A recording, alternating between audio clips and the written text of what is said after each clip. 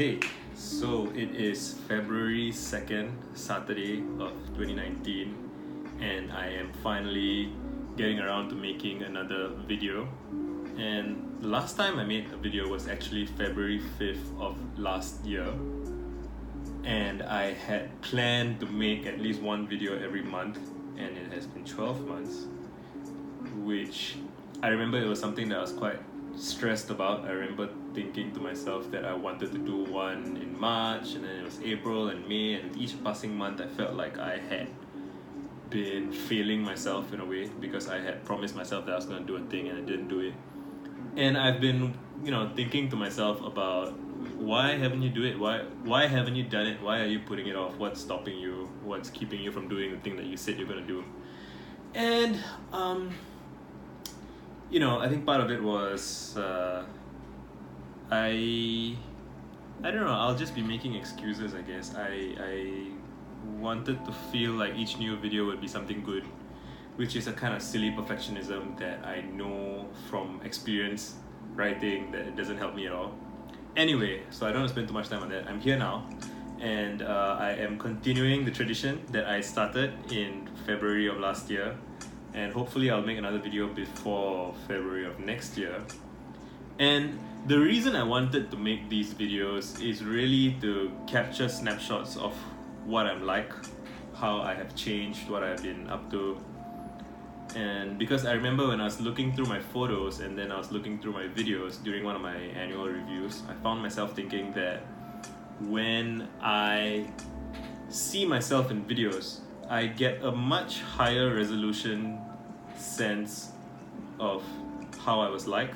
I get to see things, in my posture. I get to see things. I get to hear my voice. I get to see my facial expression. I get to see, the lines on my face, and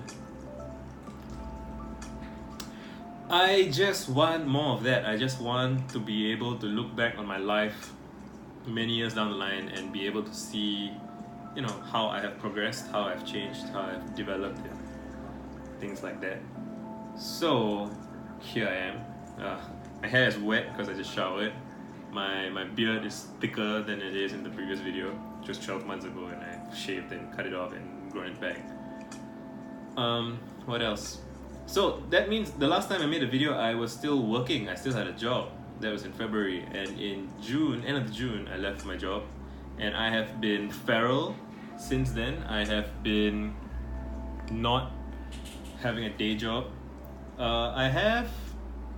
So I just started doing some consulting work. I started in January, late December, and what that is like is one of my friends just asked me, so what is it that you do?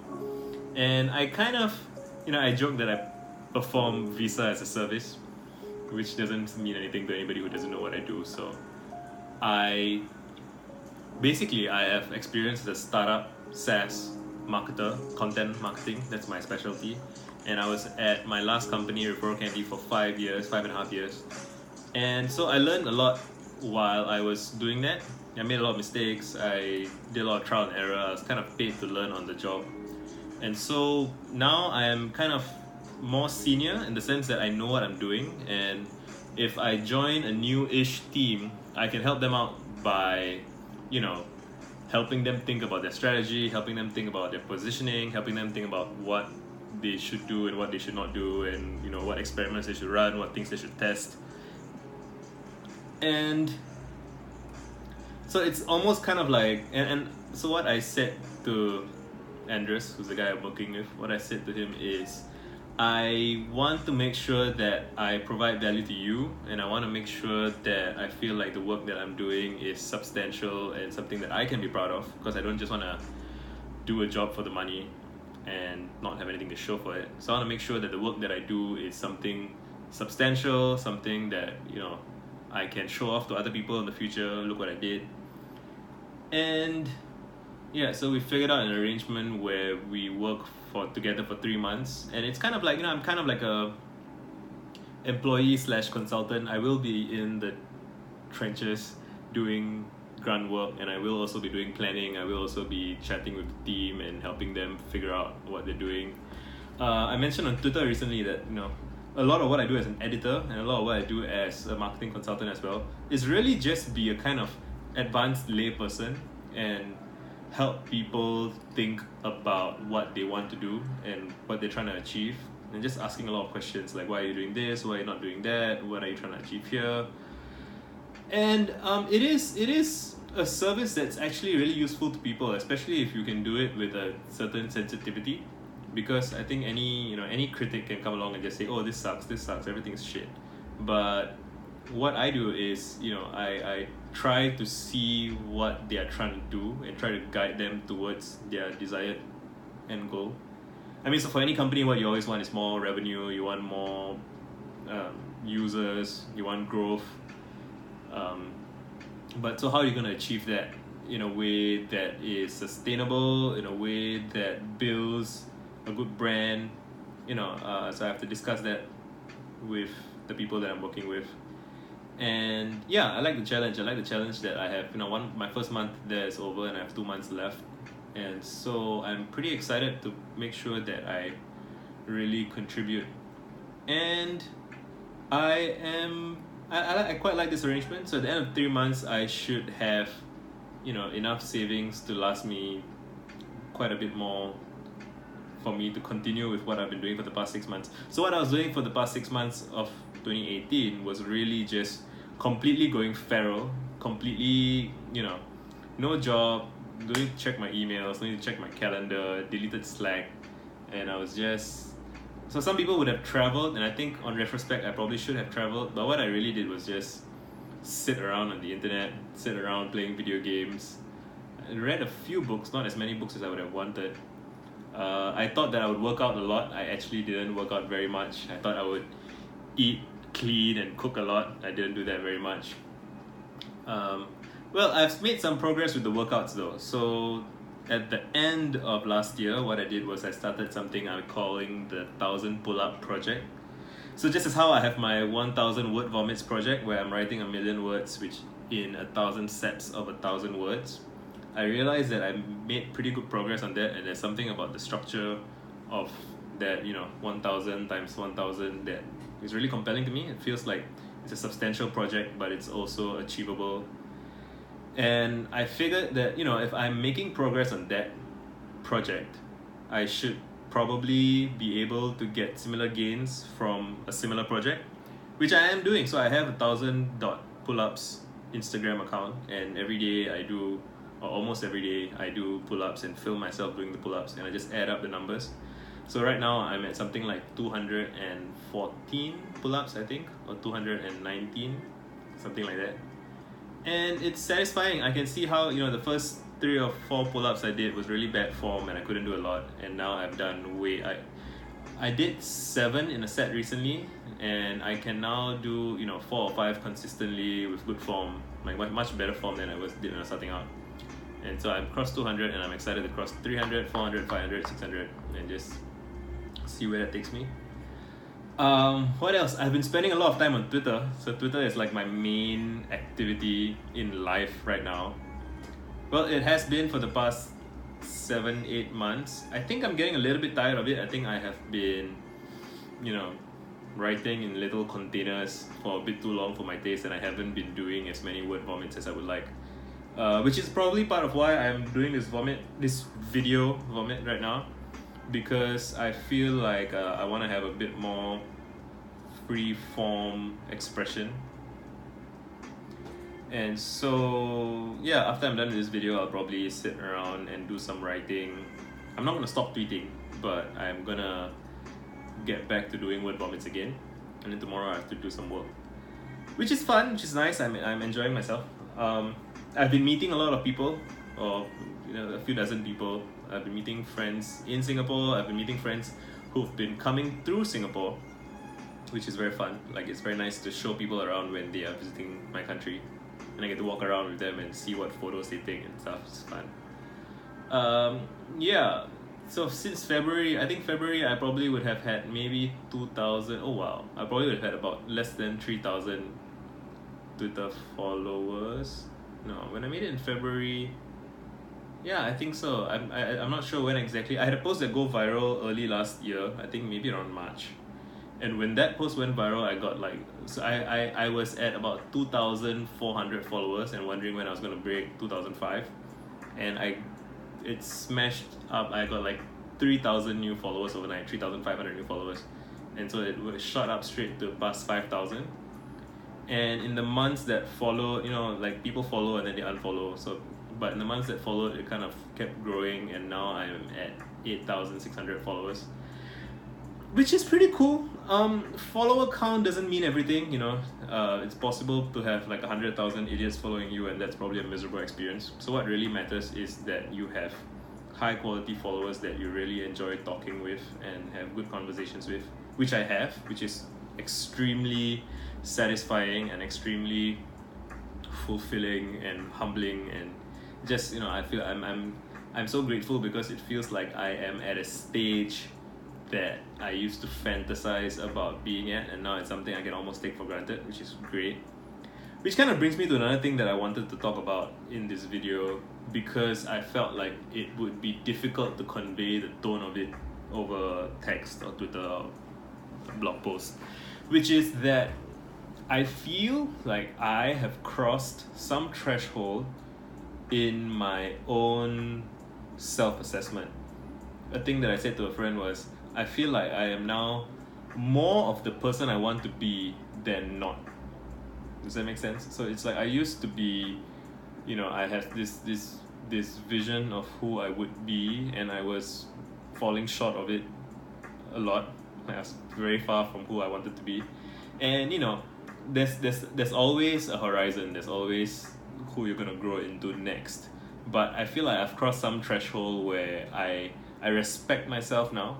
I want to start using words that can seem a bit narcissistic or self-obsessed, but like I admire myself now. I feel like I can objectively say that. I feel like, it's never objective, but I feel like if I encountered myself as somebody else, if I encountered someone else who's exactly like me, I would be a fan of that person. And I feel like this is a feeling that, if you are the self-inquiring, introspective kind, you know when you cross that threshold. I know that because I know that I have spent a decade falling short of that threshold, and now I feel like I've crossed it, which at one level it's very gratifying. It feels like it doesn't feel like I've made it. It feels like my head's above water, right? It feels like I am more in control than not. It's an amazing feeling. It feels really good. It's not like an ecstatic feeling that's just bursting out of me, but it's just this very grounded, very calm feeling of self-assuredness that is rooted in knowing that I've done the work, and knowing that I've built the relationships, and knowing that I can do what I want to do.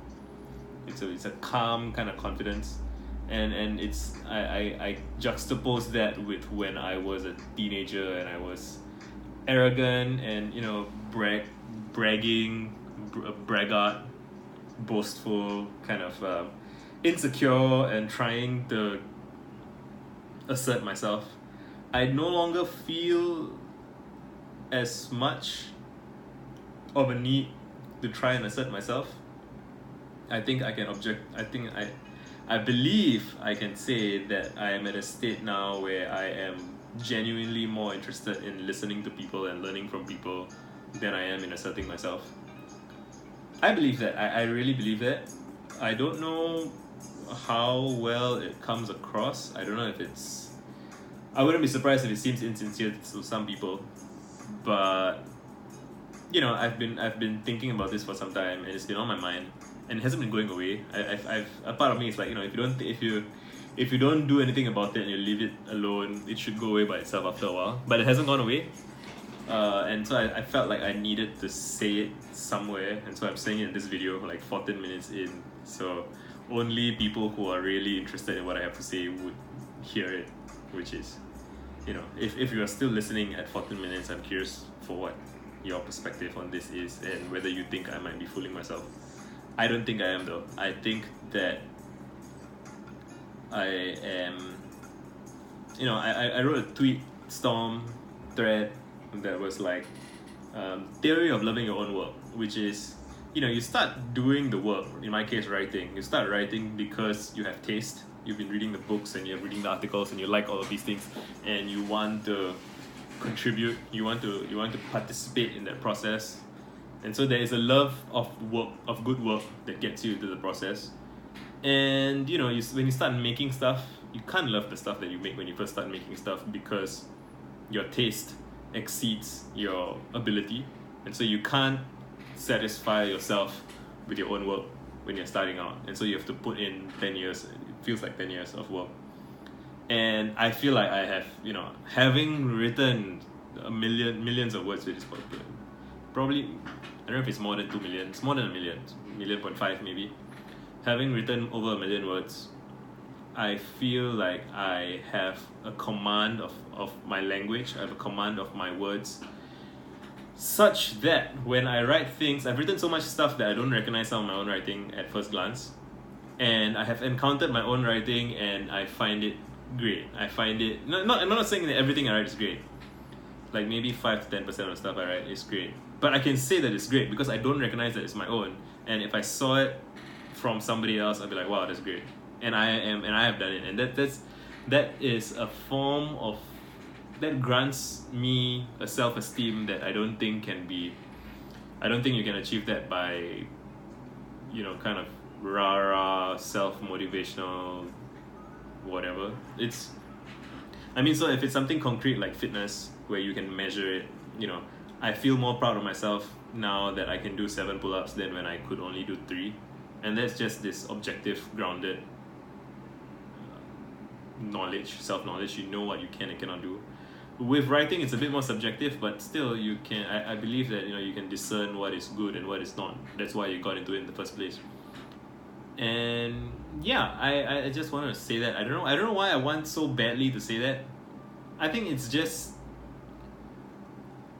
I won't pretend that I have transcended my need for social approval. We are social creatures, and we do care about each other, and we do care about, and yeah, I get people saying, oh wow, Visa is my favorite follower of the year, which is nice, but that doesn't satisfy me as much as when I look at something that I had written maybe a month ago, and I recognize that it's good writing and that I made that. I have this I try to embody this model of a distanced approach to myself, meaning when I say I, like Visa, me, I am the janitor, I am the manager, the parent, the person who has to drag, I'm the custodian of this body, and I have to put myself in front of the keyboard and start typing. But the creator who makes the tweets and the blog posts and everything else, it's me, but it's not exactly me. I don't really have, it's beyond my conscious reckoning, so I can't entirely take credit for it. I can't entirely take blame for it.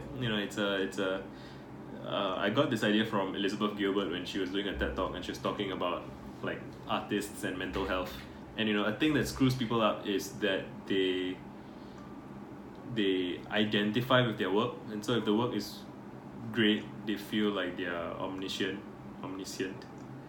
and if the work is bad, they feel like they're worthless. And both is not quite fair to the creative worker, right? So you kind of separate the creative worker and the creativity that passes through you.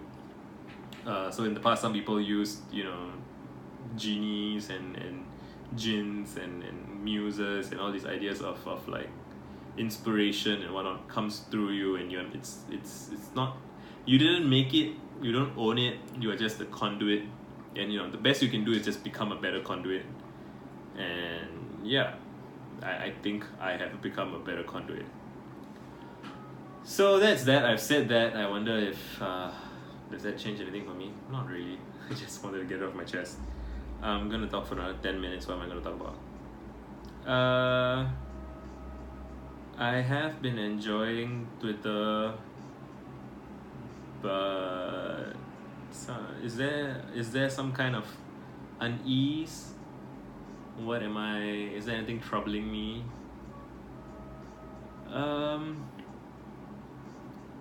I have been annoyed with myself for not having yet already developed a very healthy sleep cycle.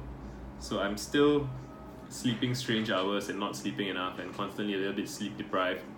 And this is something that I do not want to be doing in my 30s, especially if my wife and I end up having kids. Like, that's not sustainable. I want to have at least a year of my life where I am consistently sleeping well, just peak mental state, healthy and high functioning.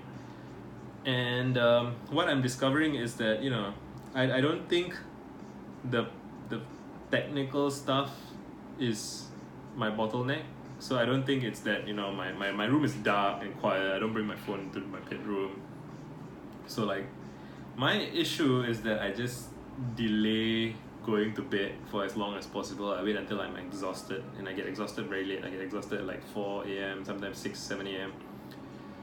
And so the question I need to explore is more of why am I not going to sleep? Why am I not calling it a day? I think that's the thing. I think I am very hesitant to call it a day at any point in time. Like I just depend on total physical exhaustion to decide for me rather than making the decision myself. In fact, the idea of making the decision myself almost seems a little bit foreign or silly or weird. And I think, so I've tweeted about this before, I think I have a kind of poverty mindset when it comes to rest. And I feel like I'm not allowed to rest. I mean, like within my own internal psyche, like, what have I done today? What have I written? What have I accomplished? What have I, have I, even if it's like I'm supposed to be having fun today, like have I played video games? Have I played anything? Have I had fun today? Has this day been, I don't want to say productive, but just has this day been lived? Have you lived this day? And if I don't, and I'm quite perfectionist, I guess, which is a thing that's very strange to admit, because for the longest time I cultivated this narrative that I was not perfectionist, which is it's complicated. So what I need to figure out is, how am I going to change my relationship with the idea that the day is done? And intellectually I know that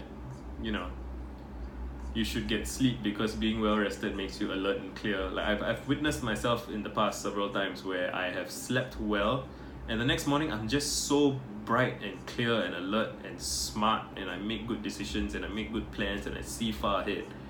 And I come up with rationalizations for why I don't stick with it. Like sometimes I wonder if being too awake and too alert is kind of painful, and suddenly I feel more responsible for everything because I can see what the pitfalls are. And but now that I'm saying this out loud, I don't know, it doesn't feel very compelling. I think that's probably just post rationalization rather than an actual. I think the thing is really, it probably goes back to like some childhood shit. It probably goes back to school and not having done homework, and I need to sit with that. I need to meditate on that more, and just figure out for myself what rest means and what my personal schedule is. I'm super averse to schedules and calendars, and that is keeping me from living a better life. My life's pretty good already, but like it's like it's an engine. It's a piston in my engine that's like frozen, and if I unfreeze it, I'll be even more I'll be more of me than I am right now, and I want to be more of me. I want to be as much me as I can be. So it's 9:56 p.m. I guess I'm gonna try and go to bed by 11, and so I have like an hour to do whatever. And I just need to make it a practice to shut shit down, turn shit off, and go the fuck to sleep. When I say that again, I feel like I must be missing something. But you know, so there's two parts to it. The other way of looking at it is, you know, it must be simpler than I think. Like, you know, with the pull-ups, I wondered if it was going to be complicated, but I simplified it into a project of 1,000 pull-ups. So maybe I should do 1,000 reps of going to bed. Right? It sounds silly, but maybe that's what I need. So yeah, I should do that. I'm probably gonna do that. I think I should do that. It's 25 minutes. Should I keep talking for another 5 minutes? What else do I have to say? I don't really. I guess I could chat quickly about my Patreon and my Tiny Letter and stuff like that, and my ebooks. So I have plans for a couple of ebooks, but I haven't been working on them in a while. So one of it is called Naughty Boy, which is a bunch of memoirs for a local book that I want to publish in Singapore about my life and my learnings and what it's been like growing up in Singapore in the 90s. And the other one is called Introspect, which is more for a younger version of myself, and it's about how to make decisions and how to know what you want and how to figure out what you want. And I think the insight I had recently was that I shouldn't have to write it all by myself. I can actually interview people and get their perspectives into the book, which makes it a little bit more exciting. Yeah, you know, I need deadlines, I need intermediate steps, and I guess I just feel tired. I feel tired that I have all of these things on my plate, and to feel less tired, I need to sleep better and sleep more. So yeah, I will try and make another video soon, and I will just stop it here. So if you've been here all this while, thanks for listening. Future Visa, I know that you're watching this. I hope you get something out of this. Right, see you.